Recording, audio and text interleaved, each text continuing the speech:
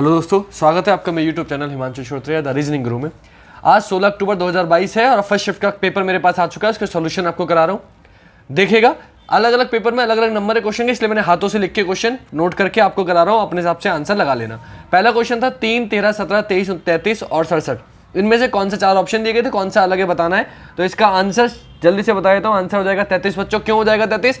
बाकी सारे prime number है। प्राइम नंबर मतलब अभाज्य संख्याएं, वह संख्याएं जो खुद से करती हैं या 1 से करती हैं। तो देखिए 3 सिर्फ खुद से 1 से करता है, 13 1 से खुद से करता है, 17 भी सिर्फ 17 से करता है, 23 भी सिर्फ 23 से करता है, लेकिन 33 11 से भी करता है, 3 से भी करता है।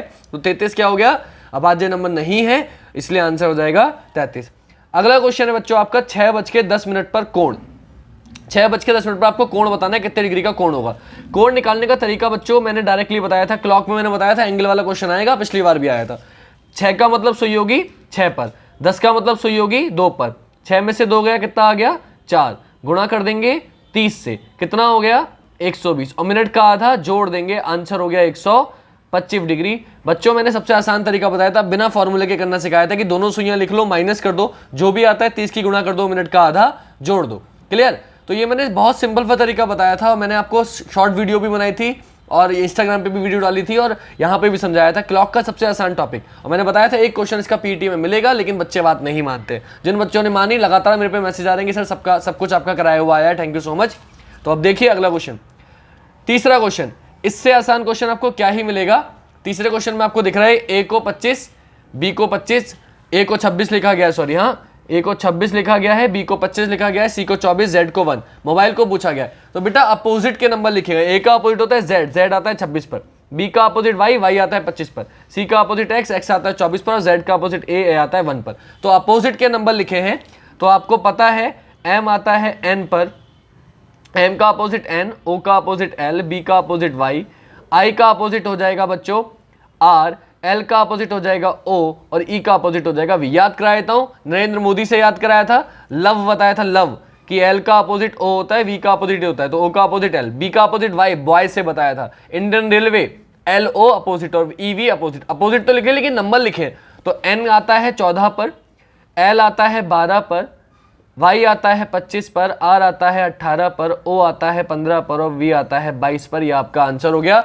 ऑप्शन एलिमिनेट, मैंने ऑप्शन लिखे नहीं है, लेकिन ऑप्शन एलिमिनेट कैसे हो रहे थे कि एक ही ऑप्शन था जो 14 से शुरू हो रहा था, तो आपका आंसर हो गया। क्लियर? वरना इजोटी आपको याद कराया था कि इजोटी से निकाल लो, वरना एबीसीडी याद भी कराइए।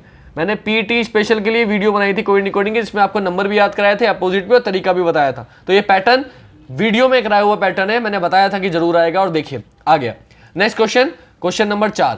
क्वेश्चन नंबर 4 में आपको दिख रहा है, गोपी ने विवेक से कहा, गोपी ने विवेक से कहा,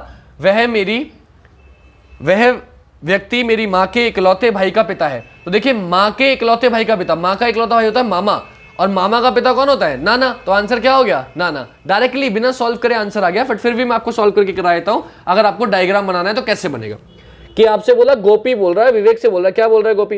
गोपी बोल रहा है विवेक से कि वो जो व्यक्ति है मेरी माँ, तो गोपी की माँ के इकलौते भाई, तो गोपी माँ का भाई बना दिया, के पिता है, तो ऊपर आ गया गोपी की माँ के इकलौते भाई का पिता।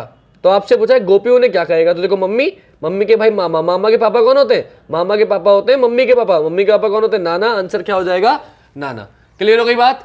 आखिरी क्वेश्चन बच्चों, क्वेश्चन नंबर 5, ये दिख रहा है आपको। क्वेश्चन नंबर 5 में आपसे सिर्फ इतना बोला गया है, एक कारण और प्रभाव वाला क्वेश्चन है। अब देखो अलग अलग आंसर इसके, कुछ आप अगर यूट्यूब पे वीडियो देख रहे होगे, मैंने अभी देखी नहीं है, तो इसके आंसर कई टीचर आपको अलग अलग बताएंगे। शायद मुझे लगता है ऐसा, कि पता नहीं क्यों लगता है, क्योंकि अभी आज ही अभी पेपर आया है, तो अलग अलग चैनल पर अलग अलग आंसर मिल सकता है। मुझे जो लगता है और जो मुझे लगता है कि सही आंसर है, मैं आपको वो बता रहा हूँ। ध्यान से देखिए कारण प्रभाव का क्वेश्चन क्या होगा।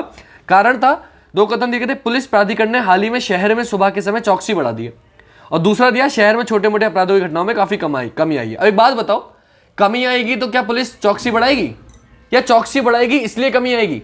तो सिंपल सी बात है, जब पुलिस ज्यादा दिखेगी तो लोग चोरी वोरी जो करते हैं, छोटा मोटा बटुआ मार लेते हैं दिन में, सब भीड़ भाड़ में, जब चौकसी होगी तो क्या हो जाएगी? इन चोरी वोरी में कमी हो जाएगी। तो आपका आंसर हो जाएगा, पहला कारण है और दूसरा उसका प्रभाव है। क्यों? पुलिस प्राधिकरण ने हाल ही में शहर में क्या करा? सुबह के समय चौकसी बढ़ा दी, और जब चौकसी बढ़ेगी, सिंपल सी बात है, जब अच्छे से काम होगा, पुलिस ज्यादा होगी, तो शहर में जो अपराध होंगे उसकी घटनाओं में क्या आ जाएगी? कमी आ जाएगी। तो इसका आंसर हो जाएगा बच्चों पहला कथन कारण है और दूसरा उसका प्रभाव है। पहला कथन कारण है और दूसरा उसका प्रभाव है। क्लियर हो गई बात? तो ये हो गया इसका आंसर। आई होप आपको वीडियो समझ में आ गई होगी बच्चों। कारण प्रभाव भी मैंने आपको कराया था। अगर आपने नोटिस किया हो तो हर क्वेश्चन 5-5 क्वेश्चन मैंने आपको शुरू में कराए थे। पिछले साल के प्रीवियस ईयर के पीईटी के पेपर भी कराए थे। अगर आप वो भी देख के चले जाते तो भी आपका काम हो जाता है। लगभग पैटर्न वही आया है, कुछ नया नहीं आया है। क्लियर? तो बहुत आसान पेपर था। आई होप कि आप सब अच्छा करके आए हो और आपका जल्दी से इसमें अच्छे से अच्छे नंबर आए और आप सभी जॉब को प्राप्त करें।